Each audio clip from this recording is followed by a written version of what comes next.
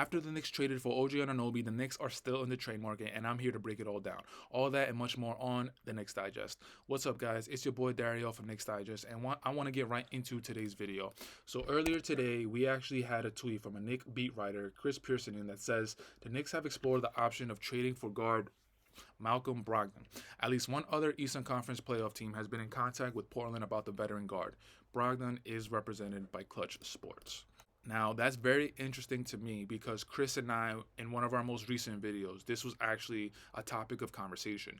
We were talking about one of the glaring holes that is on this roster, and that is the backup point guard. Of course, the other glaring hole is the backup big man, Mitchell Robinson being out for the rest of the season. Isaiah Hartenstein is now going to be the main big man. Jericho Sims just came back from his rolled ankle. But other than the big man problem that we have, the backup point guard is one of, if not the worst problem that the Knicks have. Deuce McBride right now is the point guard coming off the bench, and Chris and I were basically saying that we don't really feel confident with that, and we said that the Knicks should be in the trading market looking for a veteran point guard to help Jalen Brunson whenever he needs rest. No offense to Deuce. Obviously, they just signed him to that contract extension. I believe it was 3 years for $16 million. Congratulations to Deuce. Salute. But as a Knicks fan, Deuce doesn't have the playoff experience. We don't know how Deuce is going to play with those minutes and the responsibility of those minutes. It's a different type of level whenever you get different responsibilities. Right now, Deuce McBride is looked at to play in spot minutes and sometimes in garbage minutes.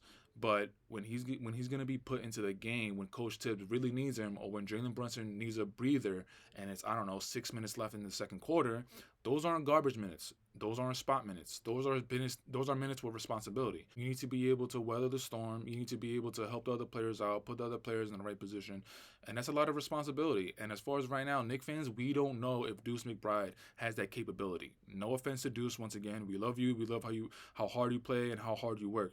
But with this report, with Malcolm Brogdon being interested, the Knicks being interested in Malcolm Brogdon, it does sound very, very intriguing. And as far as Malcolm Brogdon this season, take a look into his numbers: 15.7 points, 3.5 rebounds, 5.5 assists, 43.8 field goal percentage, and shooting 41% from three. Now, those numbers are, I don't want to say fudged, if you will, but Malcolm Brogdon right now is playing for the Portland Trail Blazers.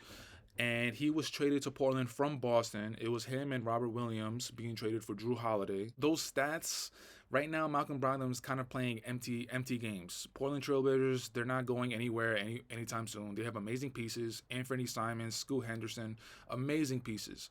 Shannon Sharp as well, gotta throw him in there. But Malcolm Brogdon right now at this point, he's looked at as more of a leader, and just trying to show the young guys how to go about your day in the NBA, how to go about your day as a professional basketball player. And he's just showing that he's a teacher. Chauncey Billups is definitely looking at him as a teacher. And right now in Malcolm Brogdon's career, I'm assuming that he wants to be on a winning team. I'm not saying that he's hating Portland and he doesn't want to play for Chauncey, but I'm pretty sure that he would rather be on a winning team.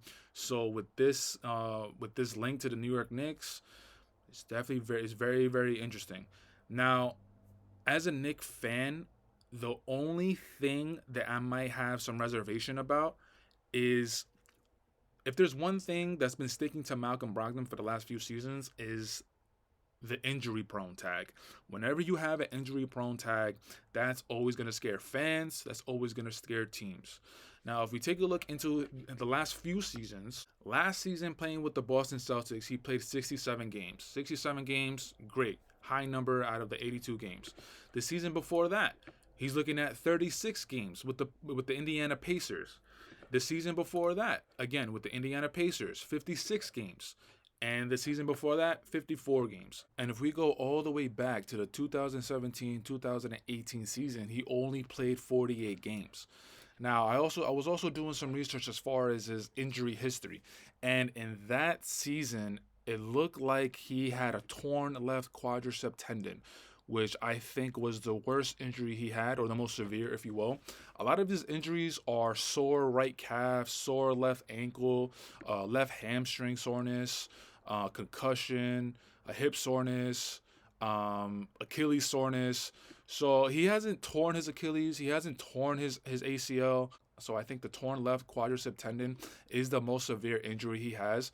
So he has that going for him. But it's just the amount of injuries that he has and the amount of times that he has not been available is something to definitely keep your eye on. And if you're a Knicks fan, it's something to be hesitant about. So prior to last season, he was ranging in between the 35 to 55 games, being out for different types of injuries, calf injuries. I believe he had a shoulder injury as well. So last season, playing 67 games with the Boston Celtics was definitely something to look forward to. But of course, when the playoffs came around, he wasn't playing. Coach Mazzulla wasn't playing Malcolm Brogdon, and it was because of an injury, I believe.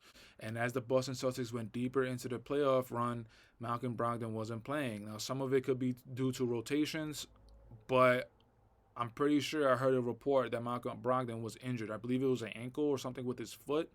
So that kind of does scare Knicks fans, and we don't know if we're going to be able to depend on this guy.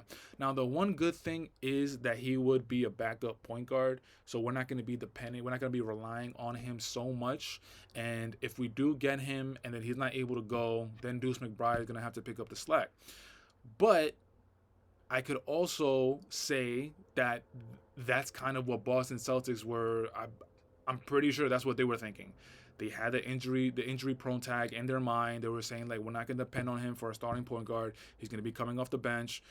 But when the playoffs came, they actually did need him because Boston Celtics, Jason Tatum, Jaylen Brown, they looked like they were losing. They were winded towards the end of the games, and Malcolm Brogdon wasn't there. So what if he comes to the Knicks and the same thing happens and I don't know the exact pieces that we would give it away. I mean, I know we have draft picks in the stash that we could give away. I'm not sure if I would give up a first round draft pick for Malcolm Brogdon. I'm not sure I would do that. But depending on the picks, and depending on the players or player that we give up, I'm not sure that I would say I would be confident in trading for Malcolm Brogdon. Now, later on tonight, the Knicks are playing Philadelphia 76ers and then playing the behemoth of Joel Embiid. I'm very interested to see how Isaiah Hartenstein plays against Joel. But with this report coming out earlier today, now I'm going to keep my eye on Deuce McBride. I'm going to see how Coach Tibbs implements him in the game, what quarter he comes in, how many minutes left in the quarter. I want to see how he's going to start using Deuce McBride. And I'm also going to see how Deuce McBride plays. With these amount of minutes, with the new responsibility that Deuce McBride has, I'm basically going to be grading him. And I know it's not fair to grade him on one game, but I'm going to have Malcolm Brogdon in my mind to see where he would be better at than Deuce McBride. There might be a certain situation in tonight's game where Malcolm Brogdon, we could look at and be like, you know what? We could definitely use a veteran point guard here. He would actually know how to use the clock. He would actually know how to set up this player.